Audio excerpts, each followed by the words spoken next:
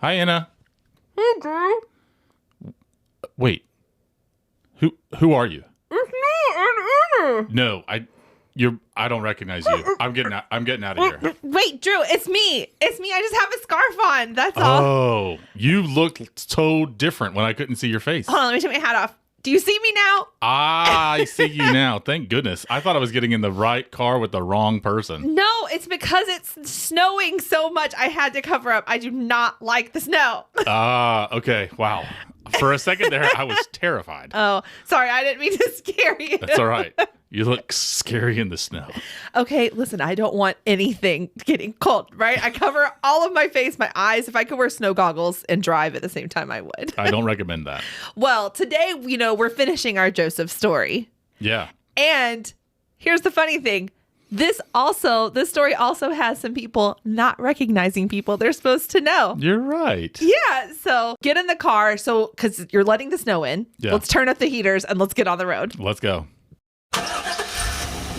From the stories of Noah's Ark and Anna on the lawn, through the Gospels of Matthew, Mark, and Luke, and John. Whether you're new to this or an avid Sunday schooler, we'll learn about the Bible, just like church, but even cooler. And we take what we learn and we use what we find to go into the world and let the light of God shine. Buckle up, kids. Minivangelism. It's time to go Minivangelism. In faith we grow Show.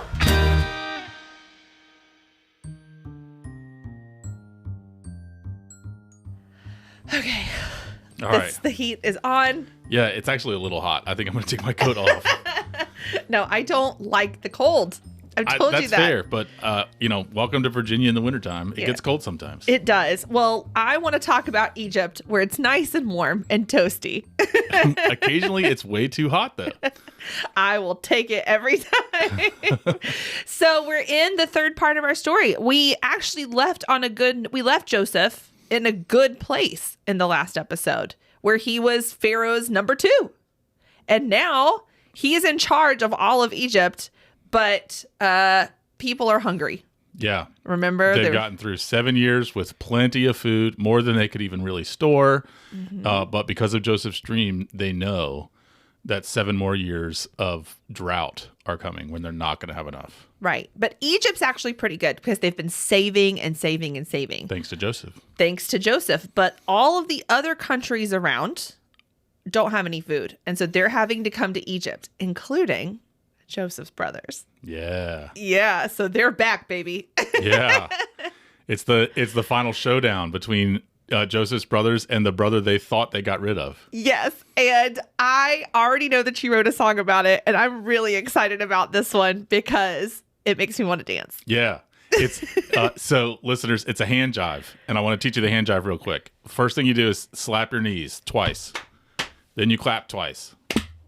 Then you have to put one hand over the other twice and then flip them. So left over right, right over left. Then you have to hitchhike with your thumb over your right shoulder and your left shoulder. And I think that's it. Let me see.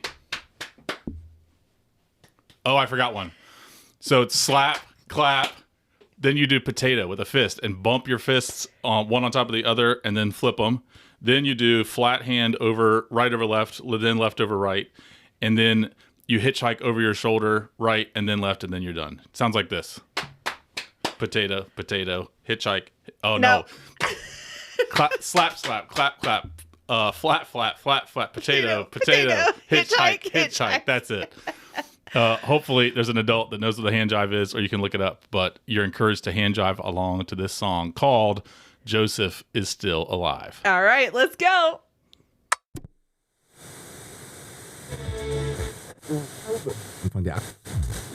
What does this?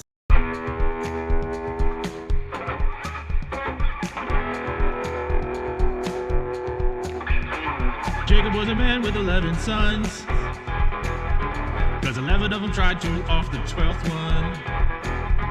They sold the 12th boy as a slave, left him to die in a foreign grave.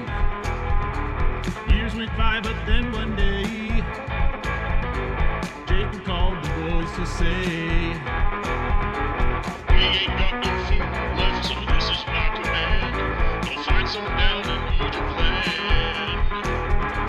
The boys went down to Egypt land, ready to eat out of Pharaoh's hand. When they asked who runs this place,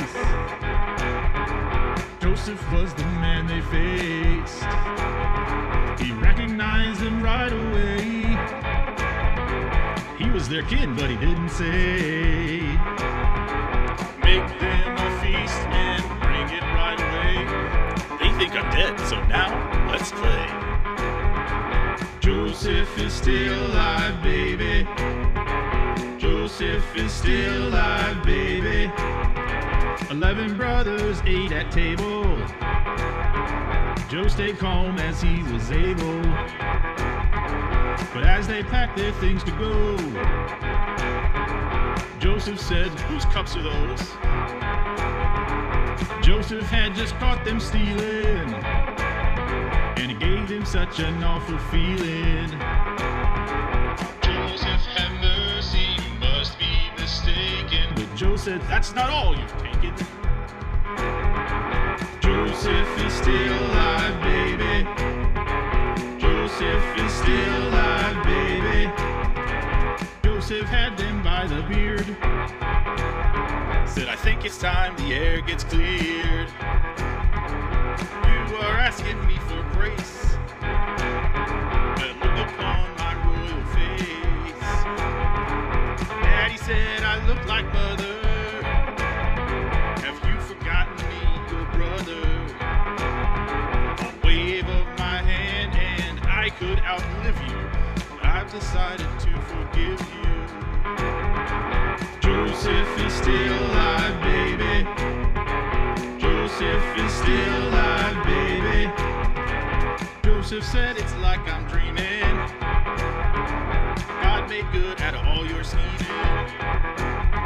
They danced on home like Lindy Hoppers and shared the happy news with Papa. "All my sons he has forgiven. He once was dead, but now he's living." Jacob and sons were saved by God's hand and settled down in Egypt land. Joseph is still alive, baby. Joseph is still alive, baby. Joseph is still alive, baby. Joseph is still alive, baby. Sorry, we almost wrecked there. Yeah, you're not supposed to hand drive. Well, I couldn't help it. It was a lot of fun. That's good. Yeah. I finally got it by the end of the song. Yeah. And somebody almost picked you up because you were just hitchhiking this That's whole right. time. That's right. So, as we mentioned in the song, the brothers come to Egypt to get food, and they have to go to Joseph. Like, Joseph is the one that's in charge of getting all the food out. And Jacob he doesn't send all of the sons. He just sends one. Or he sends all but one. He keeps Benjamin at home. The brothers show up, they go see Joseph, and they don't recognize Joseph. Yeah. Because Joseph is all decked out in his Egypt gear. But Joseph does recognize them. Yes. And so it's time to play. Joseph has a little bit of fun with them. But he actually, in the story, he has all the emotions you could imagine. He's got some anger. He's got some sadness. Yeah. And then he makes them kind of work for it a little bit. Yeah. Because he puts them through a couple of tests. Yeah. So he sends them all back with food, but he keeps one of the brothers. And then when the food runs out again, they come back, and this time they have to bring Benjamin because he's like, "Don't come back unless you bring Benjamin." He shows up with Benjamin, and he gives them their food, and he sends them home. But what he does is he hides a cup in Benjamin's bag. And so he lets them get back on the road, and then he has the guards chase them down. And he's like, "One of you stole a cup from me." And before he sent them on away, though, he had a meal for all of them. And he sat them in order from oldest to youngest. And the brothers didn't pick up. They were like, "Oh, that's weird that he knows." He knows our order from oldest to He knows youngest. how old we are. Yeah. Except Benjamin got the special place at the table. Because remember from our first episode, Joseph and Benjamin they had the same mom. They were full brothers. And so Joseph tracks them down and he's like, I gave you food. I gave you guys a place of honor. And then you stole my cup. And they're like, no, we didn't. We didn't steal your cup. And so they start going through the bags and they notice Benjamin has the cup. Yeah. And so he's like, you're going to jail. And the brothers are panicking. They're begging for their life. They're scared out of their mind. They know that like they can't go home without Benjamin or it'll just really hurt their dad. And that's when Joseph is like, surprise, don't you recognize me? It's me. It's me. And it's your brother. And I'm not dead. And I'm not a slave. And yeah, things were worked out. Yeah. And then the brothers get a little nervous. I mean, I would be nervous if I sold my brother into slavery and then found out that he was in charge of my food. But Joseph tells them, like, why are you so afraid? Like, what you intended for evil. Yeah, you guys really messed up, but God used it for good. Not only is Egypt saved from the famine, but you guys are saved from the famine. So it all worked out in the end. And then he says, like, go get dad. And y'all all come over here and live in Egypt. And when Pharaoh finds out that these are Joseph's brothers, he actually gives them land and a place to stay. He's like, he's not even just like, oh yeah, you guys can have some food. He's like, come live in Egypt. And that's how the story ends, is everybody's living in Egypt. Yeah. They get their own land to be able to keep their livestock because they're a family of shepherds. Yeah. Yeah. It's an amazing story. It's and awesome. There's so many details. Like, it's a whole lot to cram into one episode. But I can't wait to talk about it. Did you get to talk to anybody else about it yet? I did. So I actually talked to a kid, or I'm going to talk to a kid, and his name is Jacob. Oh, that's perfect.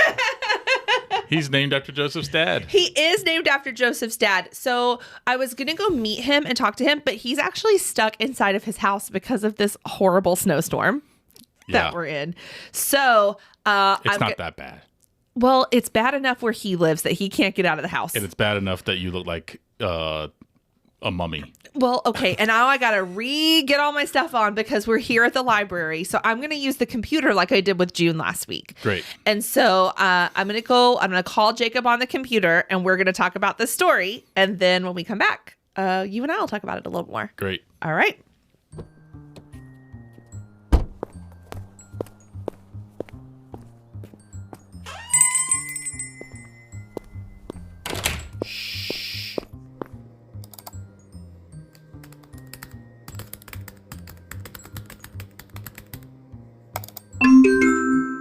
Hi, Jacob. Hi. Hi. Oh my goodness. So thank you so much for meeting with me on a computer. You're actually the second person we've had to talk to on a computer. We talked to June on our last episode, and that's because she lives all the way in New York. And I know, right? Isn't that crazy? Yeah. Yeah. But because you live so close, the reason why couldn't we meet in person today? Because of the snow. Because of the snow. So, yeah, we're all snowed in. So, thank you so much for reading for me on the computer. So today we're talking about the third part of Joseph's story. So Joseph is out of jail. He's in the king's palace.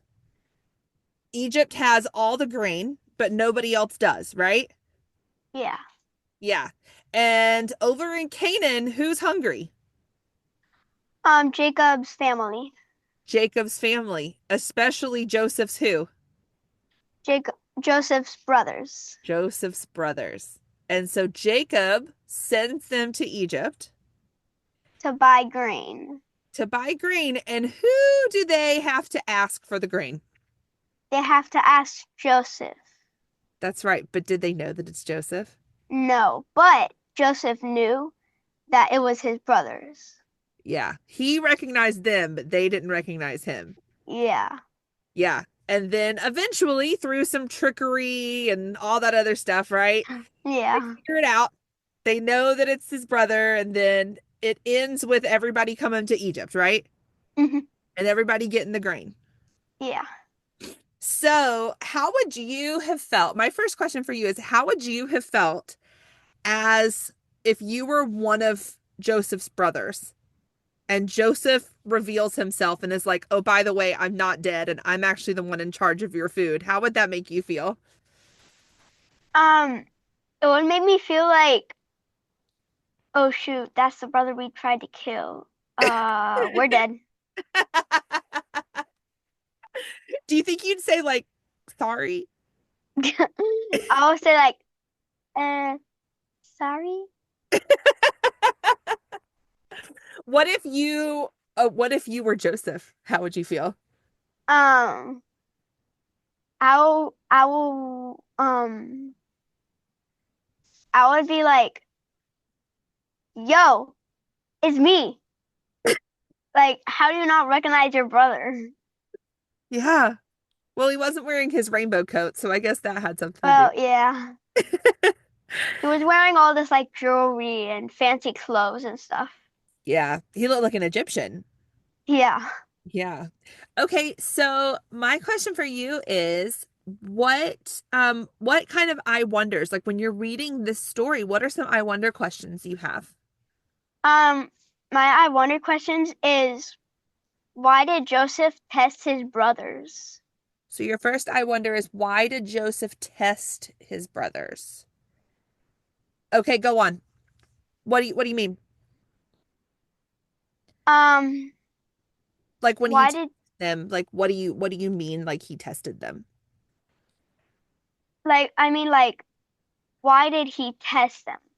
Like he said like I'll let all I'll let all nine of you go, but one of your brothers have to stay here. Why did he do that? What do you think? Um, I think he wanted to see if like they changed their ways. Like back then, they were nasty people. Mm-hmm. I think he wanted to see if they like aren't nasty people. They are true, honest men. Gotcha. Like to see if they had changed their ways. Yeah. Oh, I like that. Yeah. I think that would be it too. Yeah, because you're kind of like, why am I going to give food to people? Because at one point, don't they say like we're honest men?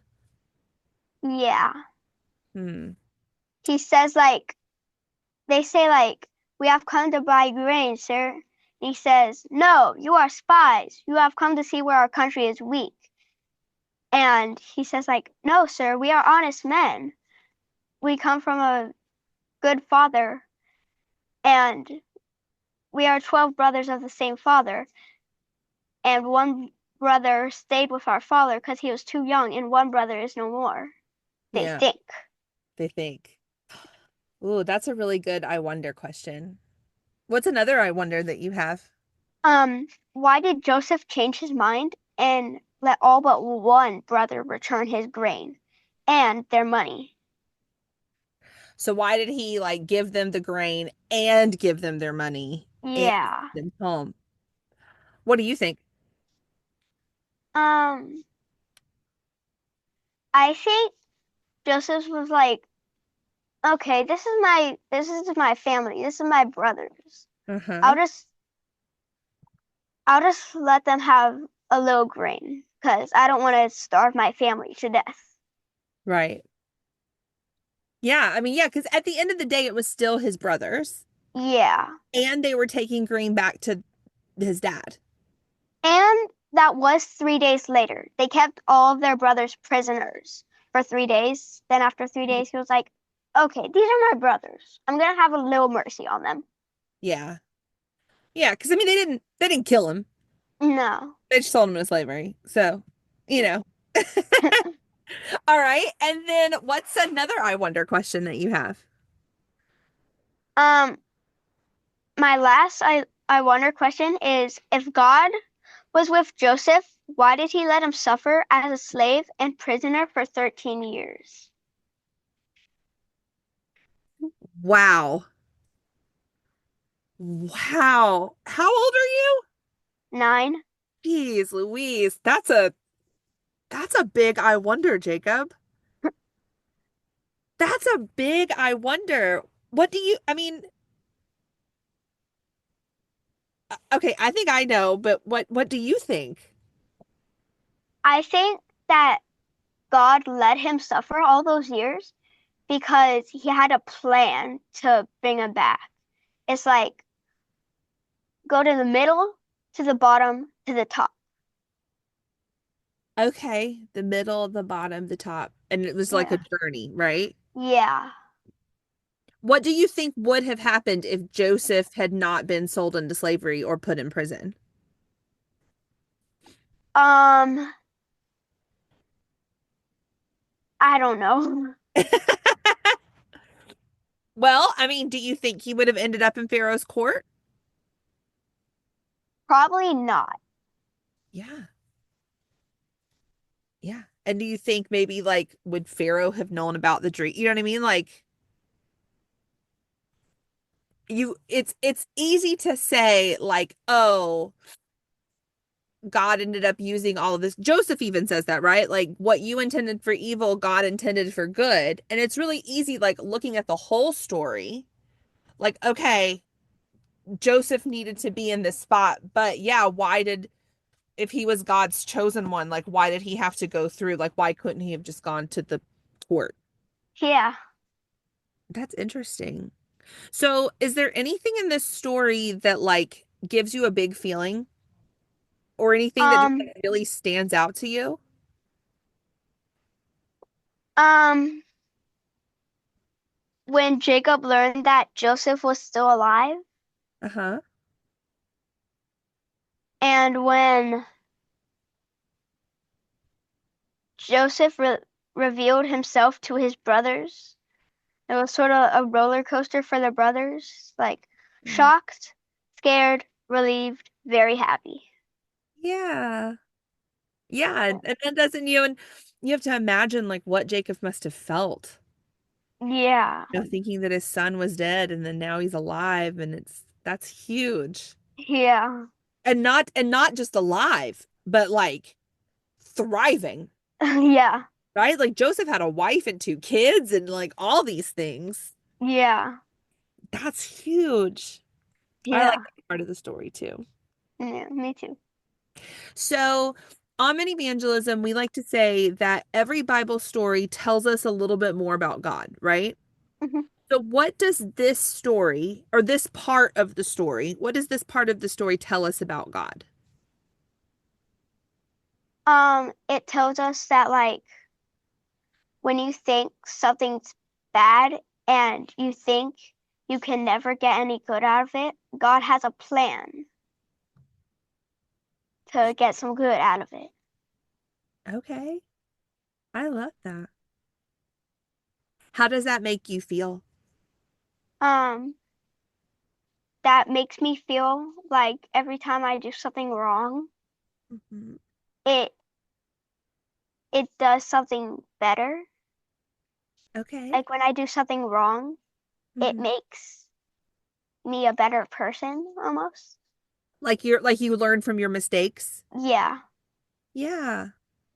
I really like that. And that God can use your mistakes. Yeah. I really like that because as people, we make mistakes a lot. Yeah. Yeah.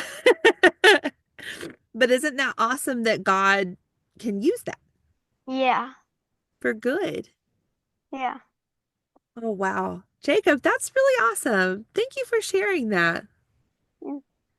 So, somebody that makes a lot of mistakes is my friend Pastor Drew. Because sometimes kids like to stump him. And the past couple times he's made some mistakes. He's human, right? Yeah. Do you have maybe some Stump Pastor Drew questions for us? Yep. Oh, I see you getting ready. I see you posting up. You think you've got him? Uh-huh. All right, let's hit him. What's our first Stump Pastor Drew question? Which of the brothers are not mentioned by name? Oh, so in this section, which of the brothers are not mentioned by name? How many brothers are not mentioned by name? 7. Okay, so 7 brothers don't get mentioned by name. Okay, let me see if I can name them. Let me see if I can name the 5 that are. How about that? Okay. Simeon, Judah, Benjamin, Yeah. Joseph, Yeah. and Reuben. Yes. Oh, Bravo. thank you. Thank you. Thank you. Thank you. All right. So the other 7. All right. We'll see. I don't think he's going to get that one. No. Okay. What's your second Step Pastor Drew question? How many days did Joseph keep the brothers in prison before letting them go back to Canaan to get Benjamin? Okay. Oh, I know it because you said it. It's 3, right? Yes. Okay. I would not have known that had you not said that. Yeah. My goodness. Okay, so for our podcast listeners, I do want to point out Jacob was also in the musical. That's why he knows. And your name is Jacob. Yeah. We're talking about your sons. Yay. Okay, and what is your third Stop Pastor Drew question? Which brother did Joseph keep in prison? Which brother did he keep in prison? He kept Judah? Nope. Ah, Simeon. Simeon. Oh, man. Simeon. Okay. So he kept Simeon in jail to go and get Benjamin. Oh my gosh. Okay, I hope you come to church after this airs because I has me a feeling you're going to be getting 3 high fives. At least 2. At least 2 high fives. Yeah. Wow. Okay. Well, thank you, Jacob, so much for this. You absolutely knocked this out of the park. So thank you so much for meeting with me today. You're welcome. And okay, we like to end our kid interviews with a joke. Do you have a joke? Yes. Okay, what's the joke? Did you hear that they opened a restaurant on the moon? I heard it was good, but it had no atmosphere.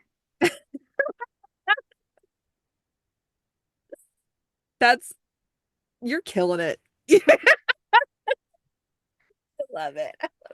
Well, thank you so much, Jacob, for talking with us today. I'm going to go meet Pastor Drew back in the van. I'm going to stump him, but I'm also going to remind him that God loves us in spite of our mistakes and that God can use things that maybe don't go our way for good. Yeah? Okay. All right. I'll talk to you later. Bye. Bye.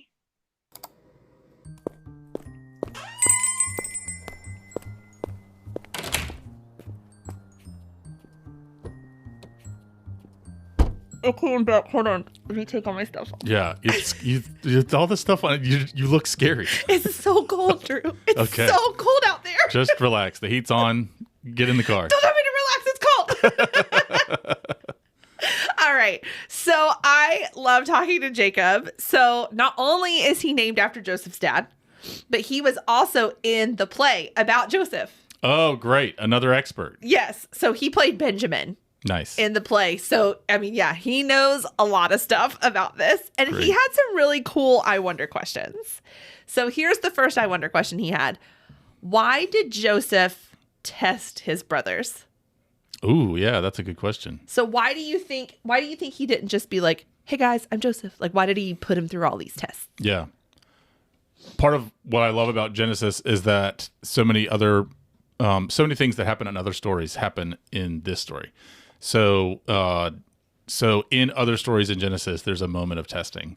It goes back to like the Adam and Eve story even. Mm-hmm. And so we see that happen again. Why it's there is, I think, because it's part of like the reality of life that we go through challenging things. And so the stories show us what it's like for people to go through challenging things. I also think if I were Joseph, honestly, if I were Joseph, I might not test them. I might just hurt them. Yeah. Joseph seems different. He's got some wisdom that I don't have. But before he just, rips off his scarf and says, it's me, Mm-hmm. Joseph decides to put them through a test. And part of it might be to see what what his brothers are like now. Yeah. If they're the same kind of guys or if they've grown up. Because he's this is years later, so he's grown up. He's been through plenty. He might just want to know who he's dealing with here. Yeah. Jacob made a good point. So when the brothers first get there, Joseph accuses them of being spies. And he's like, you guys are here. You're just trying to see where Egypt's weak points are. And they say, no, we're honest men. We're 12 brothers and we come from an honest man. We're honest men.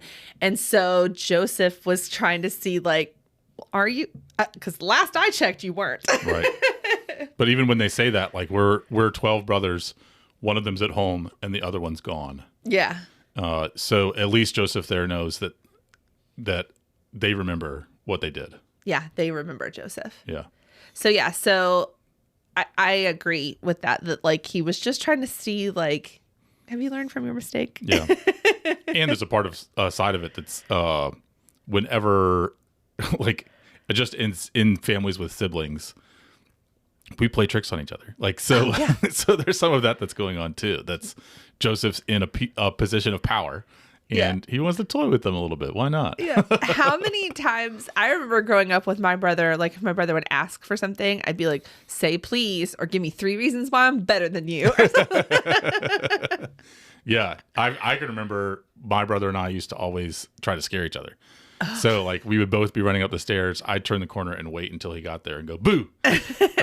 So I think it's part of just being a family, but it's all kind of magnified because this family has been through a lot and they've done terrible things to each other. So so it's kind of both of those things going on at the same time. Yeah, it's one thing to like withhold the PlayStation controller. It's another thing to withhold food. Yes. Yes. Your family will starve to death. Exactly. Or accuse your brothers of a crime that you can enforce, like a sentence that could be sentenciable by you. Yeah. Like, yeah. That's using your power to really toy with them. Exactly. So his second I wonder question also kind of ties into that. And it is, why did Joseph give them the food and their money back? So when he sent them back to Jacob, he not only filled their sacks full of grain, but he also put the money that they were supposed to pay for it. He put that in there too. So why did Joseph give them free food? Is what Jacob wants to know. Yeah. So part of what we don't have is all of Joseph's thoughts, you know? Mm-hmm. So we get to kind of wonder about that. One connected I wonder is when Joseph sees him, has he already decided that he's going to forgive them and do what he can to help them? That part of the story suggests that maybe yes. But also, I think sometimes in sibling groups, when we do something nice for one another, that can also be like, ugh, why are you doing something nice for me? You know? So it might be Joseph already starting with his generosity toward them. Yeah. But it might also be giving them something else to feel bad about. Something else to feel sorry for, or something else to feel worried about, so that ultimately they get that they have messed up. Yeah. Because when the brothers find that money back in their bags, they're scared because they didn't try to steal it, but it looks like they stole it. And so part of it is Joseph kind of putting them in their place, and deeper into that place of making it look like they were guilty of a crime because they are guilty of the crime of selling him into slavery. So he's kind of making them feel what he knows they ought to feel and noticing whether they do have actual remorse or not. Yeah. Something else Jacob brought up is like the reason he gave the grain to them is because Benjamin and Jacob were still at home, right? And his stepmom was still at home. And so if he didn't give the brothers the grain, Jacob and Benjamin would have starved. And so Joseph was looking out for the people that, I mean, Jacob didn't have anything to do with it. Jacob didn't sell them into slavery or anything like that. So, yeah, that was why he sent the grain home. But I do think, he put the money in there to scare him a little bit. Yeah. I like that.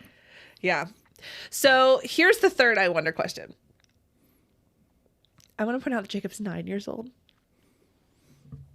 And you're not allowed to ask me, what do you think? Okay. Because I don't know. If God loved Joseph so much, why did he let him suffer in slavery and jail for 13 years? Yeah. I think that's a good question. And people have asked questions like it for a really long time. What do you remember Joseph's answer to this question is? What you intended for evil, God intended for good. Good. So part of what this story and so many other Bible stories tell us is, look, suffering happens. It doesn't really answer the question why God prevents all suffering. What it tells us is that suffering doesn't mean that God is gone. Right. And people who have read this story have identified with Joseph as people who have suffered for a long time. People that have an injury that they have to live with for a long time. People that lose somebody they love and have to live with grief for a long time. People who are sick. People who are poor. What this story says to folks like that is, yes, the suffering is happening. And one of the things this story tells us about God is that God can bring good things out of suffering. Yeah. And does. So the character of Joseph shows us somebody who did endure a lot of suffering and ultimately end up in a good place. And so why does God allow that? Perhaps so that we'll keep reading the story, or we'll keep believing in God or trusting in God until that suffering comes to a resolution. It's important to note that, like, the Joseph story does have a good ending. It's not just a story about somebody suffering and saying, God is with you, good luck. It's actually a story that demonstrates that even in the midst of a long period of not good stuff, that God is still active and working for good, even in that not good stuff. Yeah. Jacob also pointed out, he's like, I think Joseph had to go on the journey. Like, he had to go through the middle to the bottom and then to the top. And like, he would appreciate it more because of where he came from. Yeah. And I don't know. I thought that was also like a really good read on that. Yeah. There's a part of the story in my Bible where the Bible's Jacob, Joseph's father, at some point is explaining to Pharaoh how old he is. And he says, the way he says, he doesn't just say, he says he's 130 years old, which is incredible. We could talk about biblical ages some other time. But he says, he doesn't just say I'm 130 years old. He says, my sojourn in this world has been 130 years. Sojourn is a word that means like a long journey. Yeah. And yeah, so part of the way that God's people talk about life is that it's a sojourn. It's a long journey with twists and turns, good days, bad days. And part of the people God is making in these Bible stories is a people that can endure a long sojourn, even long periods of suffering, and trust that God is still at work and bringing good out of it. Yeah. So I asked Jacob, what does the story tell us about God? Right? Because all these stories are telling us something about God. And one of the things that Jacob said that I just loved, he was like, even when I mess up, God's going to do something about it, or God's going to do something with it. That if I'm ever bad or if I make a mistake, God's not going to walk away. God's just going to take that mistake and still use it for something good, which is what Joseph says, like, what you intended for evil, God intended for good. And so Jacob's almost like identifying with the brothers at this point and not just Joseph. And he just talked about how God is always there, and God is always at work. Yeah. Like that God has a plan for us, and God has a plan for everyone, and we can't really mess it up. Right. Yeah. And it makes me think of so many stories that we hear in the church of people who say, this thing happened to me and it was terrible. And then because I was experiencing that, I noticed this. Yeah. I think about, like, I like to do things perfectly. or not at all. Mm-hmm. And sometimes, like, if I'm working on something and I make a mistake, like, I'll just walk away from the whole thing, right? Because it's not, like if I'm making art, or if I'm I really like to stitch, and so like if I'm like doing a cross stitch and I miscount a stitch or something like that, then I'm like, the whole project's ruined. Yeah. And something like my daughters do a lot of art, and I have one that will do the same thing, that if she makes a mistake, she just wants to stop the whole project. And I've had to teach her, like, art is not perfect, and you can cover up the mistake and make something even more beautiful. And I think that's like with life, you know, if you're doing something for God, you're not going to do it perfectly. And that's okay. Yeah. That you don't have to be a perfect person, that you can make a mistake, and that's okay. Right. I don't know. I just think it's cool. I even think of times in my own life where it's when, like, I'm just having a bad day or a bad week or things aren't going right. One of the prayers that the Bible has given me to say during that time is, okay, God, what are you going to do with this? Yeah. And it's kind of a way of saying, this is not good. Yeah.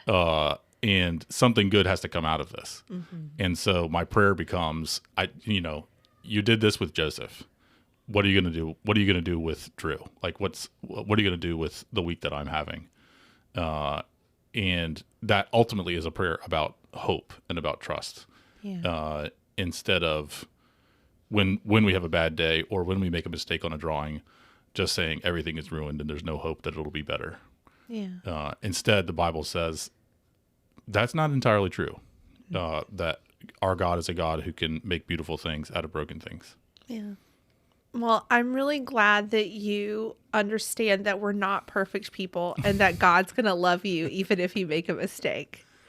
Because Jacob has decided to stump you today. Bring it on. Yeah. Did you read up? I did. It's funny. This story in the Bible, it takes like 9 chapters. So Yeah. So just today, I read those 9 chapters. I tried to pick out a few things that one of these kids would try to use to stump me and memorize them really quick. But even if I fail, I'm sure that God will use my failure for good. So let's do it. Time for Stump Pastor Drew. Jacob had 12 sons. Yes. In the story of Joseph, only 5 of them are mentioned. Ooh. So Jacob wants to know which 7 are not mentioned. No, that's but I'm going to make it easy on you. Okay. Which 5 are mentioned? All right. Joseph. Got it. Benjamin. Got it. Reuben. Got it. Simeon. Got it. Judah. Yeah! Yeah! All right, so the 7 that weren't. I'm not going to get them all. Dan. Okay. Naphtali. Okay. Issachar. Okay. Jimmy. No. The priest. Levi. Okay. Bartholomew. No. It's not a van. What? It's not a van. I said Issachar. Oh, you did say Issachar. Okay, never mind. I got 4. So that's up to 9 sons total. Okay. For the sake of time, just give them to me. Asher. Yes. Ha ha ha! I don't know the other 2. All right, right. write in. Tell us the 2 that we can't think of right now. Zebulun. Yes. And Gad. And Gad. All right, we got them. Good. Yeah. So See, the kids always go, "What's not written in the Bible?" You know. that's why I changed it to the 5 that That's were. good. Okay. That was nice. When they get to Egypt, Yeah. Joseph initially throws them in jail. Mm-hmm. How many days were they in jail? 3. Yeah. Yeah. Come at me, bro. Okay. All right. Here's the last one. Okay. So there's like a prisoner exchange, right? Mhm. He sends 9 of them home, Mm-hmm. but he keeps 1. Yeah. Who does he keep in jail? Okay. It's Reuben or Simeon. It's Simeon. Yes. Yeah. Let's go. Yay! You didn't get stumped. Yes. You didn't get stumped.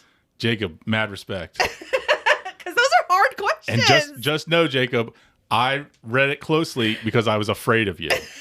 So take it as a sign of respect that I studied harder just because I knew you were asking the question. I got the jail question wrong when we talked. Oh, you did? I thought it was Judah that got left behind.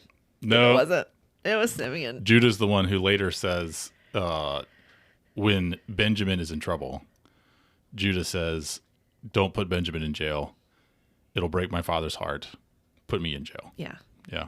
And Judah is the ancestor of King David and of Jesus. Yeah. So there's a connection there that the one who says, let me go instead of him is the great grandfather of Jesus, who over and over in the story of Jesus, he says, let me take that burden from you. Yeah. Let me do it. Let me do it for you. Let me do it instead of them. Yeah. That's so cool. Yeah. And just a reminder, Simeon was the one that had the idea to kill him. Yes. Simeon was the one that was like, let's kill him. And then Reuben was like, maybe we shouldn't. And then Judah was like, well, let's at least make some money off of him. And so then Joseph ends up being the one, I think I'll imprison one of you. Simeon. I'm going to close my eyes and just right now, you. Yeah. Oh, that's great. Yeah. Another detail that I thought for sure was going to be a stumper. Okay. Or an attempted stumper. Okay. There's a part of the story where Jacob is sending them back the second time Yes. and says, you should bring a gift because there's a chance that they think that you stole the money that you brought to buy food. So it's a little bit confusing. So they go the first time with money to buy food. They get sent home with food and the money that they thought they had paid. And so now they feel like they're in trouble. Jacob eventually says, go back, bring the money, and also bring these gifts. And the gifts that they bring are gum and resin and pistachios and the same things that were traded by the people trading that they sold Joseph into slavery. Mm-hmm. So it's another connection to earlier in the story where the things that are traded for lives happen again. And do you remember the 3 types of resin? No. I know I got stumped on that. But I doubt that I will need to know that outside of this podcast the rest of my life. But yeah. All right. Well, good job, Jacob. Thank you, Jacob. You get a free high five, even though you didn't stump me. Out of mad respect for you, my friend. Yeah. Well, we'll let Zebulun and Gad, because he kind of baby stump. Yeah, baby stump. But I'm sure. proud of you for Thank you. bringing it. I'm proud of myself. Yeah. Yeah. You've been See, stumped the last I couple suffered through reading 9 chapters of the Bible this morning, and God brought good for me out of it.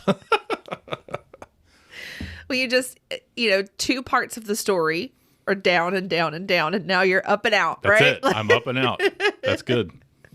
Oh, man. All right. Well, is there anything else? Any big feelings or anything else about the story that you want to talk about? One is just how amazing a story it is. I mean, when I was reading it, it's not often that one story gets this much of the Bible devoted to it. Mm-hmm. And so it reads, I mean, part of it kind of reads like the kind of story that gets told in multiple books, like Harry Potter or Lord of the Rings. Like I had feelings like it was that much drama.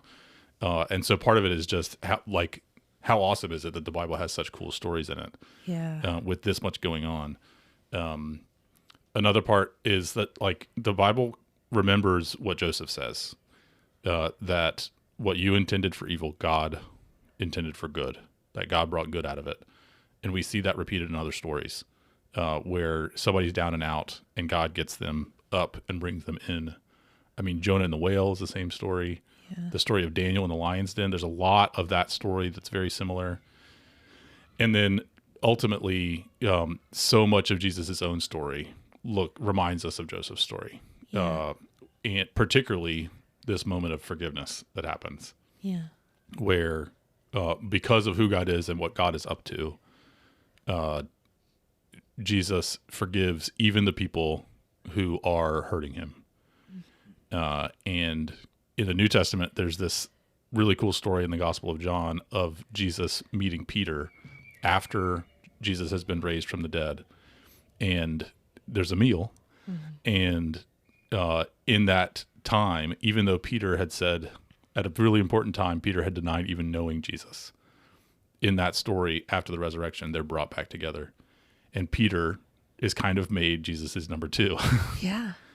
Peter ends up being one of the primary leaders of the church after Jesus' resurrection. So there's a sense in which the story of God is told here in Genesis and then made flesh again in the story of Jesus. And the story of God is, in a world of suffering, God is working for good. Yeah. And that is pretty close to the heart of the Christian message. And particularly the good part of the good that God is working for is the forgiveness of sinners. So that what God does in response to our mistakes, even our big mistakes, where somebody gets hurt, is God feeds us, doesn't let us try to pay for it, but insists on saying, I am working for good. I am bringing back together what's broken.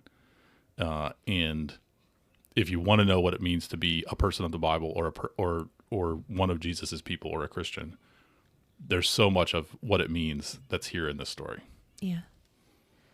And, you brought up the meal and him feeding him. The last time that the brothers had a family dinner with Joseph was in a pit. Yeah. They had a big old picnic next to where Joseph was suffering. Exactly. And then the next time they all get together for a family dinner, they're in the Pharaoh's palace. Right. And that story I mentioned with Peter, the last time they had eaten together was the Last Supper. Yeah. And so, again, the stories talk to each other in that way. Yeah. Because it's so much of what God wants us to know about God. Yeah. Yeah. Love it. And we should just always eat. Yes, always. So we're here at lunch, by the way. Oh, good.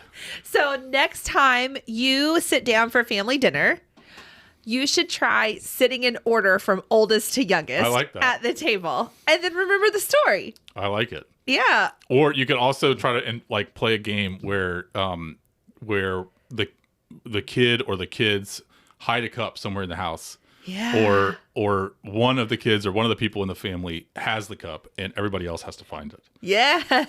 That would be a really fun game. Yeah. And it's a fun way to remember the story. That's right. And if you want to stump people, once again, ask them what 7 brothers. Yeah. They're not in the story. And then finally, the next time where you have made a mistake or you have hurt someone or somebody has made a mistake that's affected you, remember the story. Yeah. And you have a choice about whether you want to forgive them. But part of what the story says is that God is working for their forgiveness. Yeah. And we're invited to be a part of that forgiveness. Amen. Yeah. It's beautiful. All right. Well, we are going to go get some lunch because I'm really hungry. Okay. But if you wear that scarf in there, they're going to think you're there to rob them. Okay. But it's cold and we have to walk across the parking lot. I'm just saying, I'm not trying to get arrested with you today. Okay. Well, I'm just saying I'm not trying to have my nose freeze off. Well, okay. We'll try to hold these things in balance. All right. Well, parents, don't forget we have a special companion episode called The Driver's Seat, where we talk about the same story without the kids in the car. So we hope that you can join us a little bit later for that. Don't forget, if you have any kinds of questions or Stump Pastor Drews or any I Wonder questions, you are always welcome to email us, minivangelism@gmail.com. A reminder, this story came to us from an email. So we would love to hear your story suggestions and what Bible stories you'd like to hear. Also, parents, don't forget you can follow us on Instagram. We are at Minivangelism, and we are a ministry of Grace United Methodist Church. And if you are in the Manassas area and want to join us, you are always welcome. We have services at 9 and 11. Tell them what's next. Oh, yeah. So coming up, our next 5 episodes, we are going to be doing a Lenten series. And what is Lent? Lent is a series, the 40 days before Easter. Yes. So we are going to be looking at the temptation of Jesus, and then we are doing something called Slowly Week, where we are going to talk about Holy Week. So Palm Sunday, Maundy Thursday, Good Friday, and Easter Sunday. Well, we're going to talk about it slowly. So it'll start before Holy Week. So Yes. all throughout Lent, we'll be looking at the stories that happen in Holy Week. Yes. And so we cannot wait to go on a Lenten journey with all of you. And so more information will be coming out soon about that as well. Thanks. All right. Let me get my scarf on. Okay. Will you just tell everybody bye, please? Yeah, I'll yell loudly. This is not a robbery. Okay. Bye, guys. Bye. Minivangelism and the Driver's Seat are hosted by Anna Burrell and Drew Colby. Theme song written by David Burrell and produced by Evan Setzer. The theme song was performed by David Burrell, Drew Colby, and Evan Setzer. Podcast, sound design, and editing done by David Burrell. Minivangelism and the Driver's Seat are a ministry of Grace United Methodist Church in Manassas, Virginia. For more information, check out umcgrace.org.